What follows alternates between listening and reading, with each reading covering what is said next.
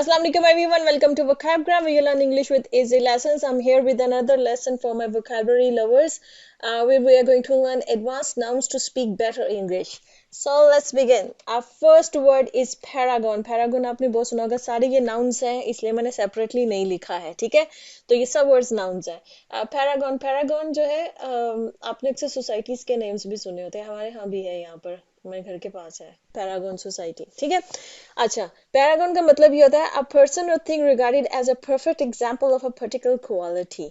आपने अगर किसी इंसान को ये कहना है ना कि मतलब ये इस पर्टिकुलर क्वालिटी की एक परफेक्ट एग्जांपल है, तो आप कहेंगे that person is paragon of, आगे वो उस क्वालिटी का नाम जो भी आपने बताना. जैसे कोई इंसान है वो बड़ा ही जेनरस है, जो भी कभी उसके पास कोई हेल्प मांगने के लिए आए वो बहुत गरीबों की मदद करता है.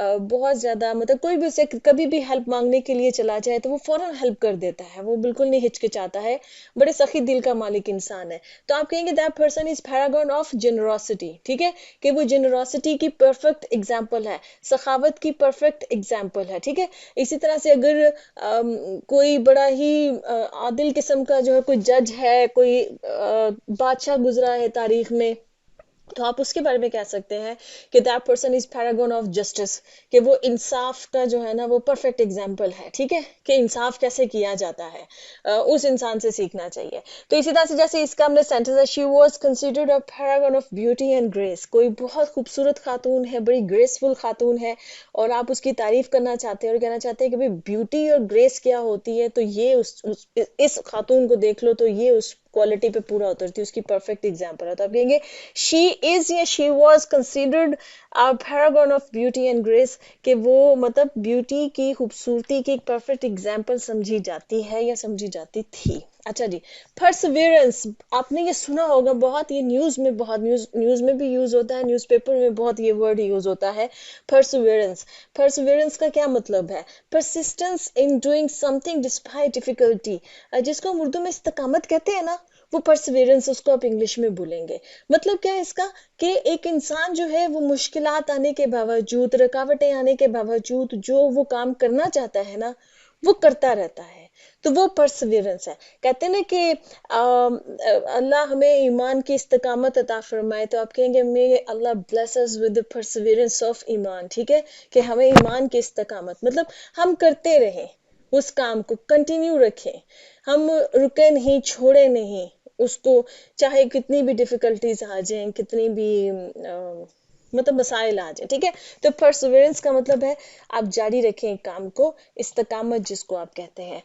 The invention of the light bulb was Thomas Edison required countless hours of experimentation and remarkable level of Perseverance. देखिए, थॉमस, सबने स्टोरी ये पढ़ी होगी, थॉमस एडिसन ने जब लाइट बल्ब जो है वो उसको इन्वेंट किया था, तो कहा यह जाता है कि उसने 10,000 अटेम्प्ट्स की थी, फेल्ड अटेम्प्ट्स, तो तब जाकर उसने जो है वो लाइट बल्ब जो है उसको इन्वेंट किया था. ठीक, तो ये 10,000 टाइम्स तक करते रहना, करते रहना, करते रहना, it requires a lot of experimentation. मतलब बहुत सारे उसको एक्सपेरिमेंट्स, 10,000 एक्सपेरिमेंट्स उसको, डिफरेंट एक्सपेरिमेंट्स उसको करने पड़े, और बहुत सारी परसिवियरेंस चाहिए, इस्तकामत चाहिए.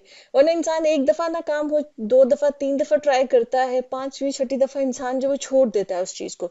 बट ही कंटिन्यूड, मतलब हिज एक्सपेरिमेंटेशन फॉर 10,000 टाइम्स. ठीक है, तो 10,000 दफा जो है ना वो करता रहा है. क्वांडरी, क्वांडरी हम कब यूज करेंगे? क्वांडरी हम कहेंगे a state of uncertainty or perplexity, especially as to what to do in a difficult situation.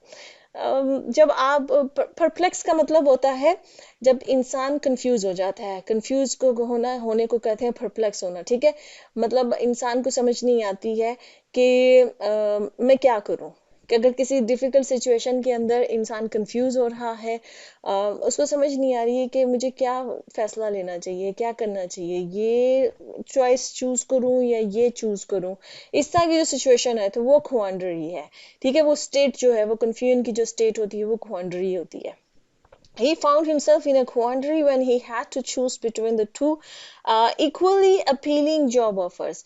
बहुत बड़ी quandary होती है ऐसी सिचुएशन अगर आ जाए अगर तो जॉब नहीं मिल रही थी जाहिर बात है वो तो बहुत ही ज्यादा मतलब डिसहार्टनिंग सिचुएशन होती है लेकिन जब भी ऐसा हो जाए कि आपके पास जॉब ऑफर्स आ जाए और दो बड़ी ही अच्छी किस्म की आ जाए तो फिर quandary होती है कि भाई किसको छोड़ूं और किसको जो है ना वो मतलब चूज करूं ठीक है तो ऐसी जो कंफ्यूजन वाली जो होती है सिचुएशन एपिफनी एपिफनी भी आपने बहुत सुना होगा एपिफनी जो है आपको टेक्स्ट बुक्स में भी मिलेगा ये वर्ड आपको न्यूज़पेपर में भी मिलेगा ये वर्ड स्पोकन इंग्लिश में भी काफी यूज होता है एपिफनी का मतलब होता है सडन रियलाइजेशन आपको अचानक किसी इंसान को किसी बात की अचानक से समझ आ जाती है ना पहले कितने अरसे तक एक इंसान को कोई बात नहीं समझती फिर अचानक से एक पॉइंट जैसे जैसे ना वो दिमाग की कोई बंद खिड़की अचानक से खुल जाए और अचानक से आपको किसी चीज की रियलाइजेशन ओह अच्छा तो ये ऐसे था इसको ऐसे करूंगा तो ठीक हो जाएगा या अच्छा उसकी बात का ये मतलब था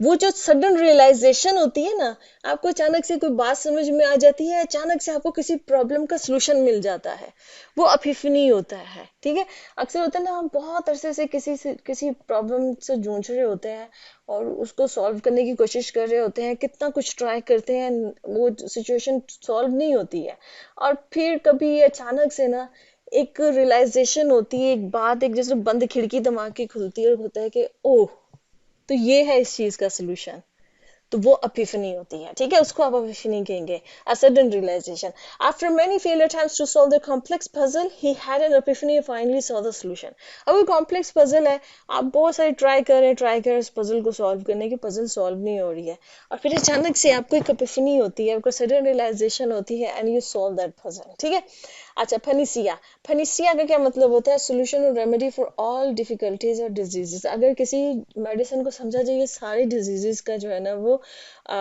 मतलब इसमें उसकी शफा है हल है तो उसको भी फनीसिया कहा जा सकता है या अगर किसी काम को समझे आप कि ये किसी मुश्किल का कोई चीज है जो बहुत सारी मुश्किलात का हल है तो उसको भी फनीसिया कहा जाता है जैसे कि इसमें आप सेंटेंस में देखें some people view financial success as the ultimate panacea for life's problems कुछ लोग क्या समझते हैं कि अगर उन्हें फाइनेंशियल सक्सेस मिल जाएगी ना मतलब उनके पास पैसा आ जाएगा ना तो उनकी जिंदगी के तमाम मसाइल सॉल्व हो जाएंगे एग्जैक्टली पैसा इंपॉर्टेंट है बहुत इंपॉर्टेंट है आपकी बहुत जिंदगी की जरूरियात जो है सारी वो पैसे की ऊपर ही जाहिर डिपेंड करती हैं लेकिन ना वो फनीसिया नहीं है आपके हर प्रॉब्लम का सलूशन नहीं है लेकिन इसका ये मतलब नहीं है कि इंसान मेहनत ना करे कोशिश ना करे पैसा ना कमाए क्योंकि बहुत सारे मसाइल का सलूशन भी पैसा ही है बीमार हो जाएंगे दवाई पैसे से मिलेगी ठीक है लेकिन हर चीज का सलूशन पैसा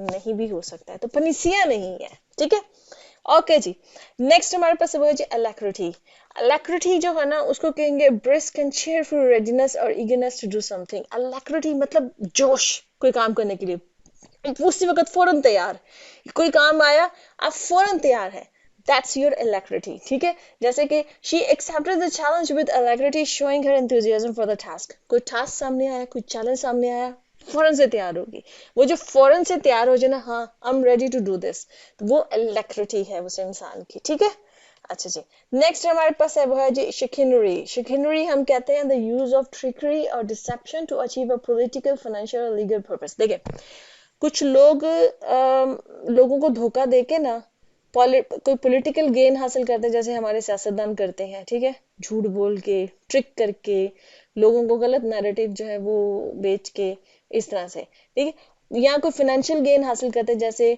अक्सर जो ये फ्रॉड किस्म की स्कीम्स जो लाने वाले लोग होते हैं लोगों का पैसा ये शिकनरी है ठीक है या कोई लीगल तरीके से जैसे ना कुछ लोगों को जो भी कानून वगैरह है उनको घुमाने का आर्ट आता होता है उसमें से लोगों को नुकसान पहुंचा के अपना फायदा हासिल कर लेते हैं ये सारे जो है ना जो पॉलिटिकल डिसेप्शन जिसमें यूज होती है लोगों को डिसीव करके लोगों को धोखा दे के लोगों को ट्रिक करके मैनिपुलेट करके तो या तो कोई पॉलिटिकल गेन हासिल कर लिया जाए, कोई फाइनेंशियल गेन हासिल कर लिया जाए, या किसी लीगल पर्पस में यूज कर लिया जाए उस डिसेप्शन को या उस ट्रिकरी को, कानून को मतलब थोड़ा सा उस मैनिपुलेट कर लिया जाए, तो वो शिकनरी कहलाएगा। सेंटेंस क्या है? The elaborate chicanery of the fraudster fooled many investors. मतलब कि एलेबोरेट शिकनरी किसको कहेंगे? एलेबोरेट का मतलब ये है कि जो उसने बड़ी डिटेल में तैयार की है, ऐसी स्कीम, ऐसी उसने मतलब कि प्लॉटिंग की है बड़ी डिटेल में, बड़ी खुलम कॉम्प्लेक्स किस्म की, कि मतलब लोगों को समझ नहीं आई। मतलब उसने ऐसा वो स्कीम, ऐसी शिकनरी उसने तैयार की है कि लोग उसको पकड़ नहीं सके, इतनी एलेबोरेट तरीके से उसने डिटेल डिटेल्स के ऊपर उसने काम किया है, ठीक है। उसके बाद ऑफ द फ्रॉडस्टर, फ्रॉडस्टर मतलब धोखा देने वाला, फूल्ड मैनी इन्वेस्टर्स, उसने बहुत सारे इन्वेस्टर्स को जो है वो फूल किया। अच्छा जी, जेलट।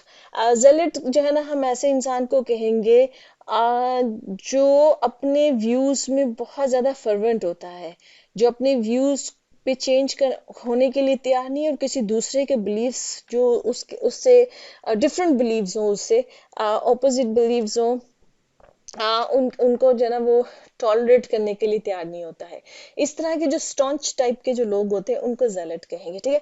जो बड़े फनेटिकल किस्म के होते हैं, अनकॉम्प्रोमाइजिंग होते हैं, बड़े स्टॉन्च किस्म के होते हैं, उनके अपने जो भी उनके रिलीजियस या पॉलिटिकल व्यूज होते हैं या बिलीव्स होते हैं, उसमें वो किसी कोई डिफरेंस ऑफ ओपिनियन को वो एक्सेप्ट नहीं करते हैं। तो क्या है जी? Religious zealot would not tolerate any differing viewpoints within his community. वो जो रिलीजियस zealot था, अब वो जो है उसकी कम्युनिटी में अगर कोई दूसरा डिफरेंट व्यू पॉइंट के साथ आ जाए तो वो उसको टॉलरेट ही नहीं करता है। ठीक है जी, ओके जी फ्रेंड्स, यहाँ पे लेसन खत्म होता है। होप के इंटरेस्टिंग वोकैबुलरी सीखी है आपने, एंड यूज कीजिए इसका अपने स्पोकन इंग्लिश में। अच्छा, इन वर्ड्स की जो मैं वोकैबुलरी की वीडियोस लाती हूँ ना, आप अगर किसी कंपैरेटिव एग्जाम की तैयारी करें ना, ये आपके लिए बहुत यूजफुल है। इनको मिस मत किया कीजिए इन सब को जगह, क्योंकि कोई मालूम नहीं है कौन सा वर्ड कब कहाँ से आ जाए, ठीक है। तो ये सारे वर्ड्स को आप याद रखा करें। मैं बहुत आपको इजी एक्सप्लेनेशन के साथ इन वर्ड्स को समझा देती हूँ, ताकि उम्मीद करती हूँ कि जब आप मेरा लेसन देखते हैं तो उसके बाद आपको ये वर्ड्स भूलते नहीं होंगे, ठीक है। I hope so. ओके जी, अल्लाह हाफिज।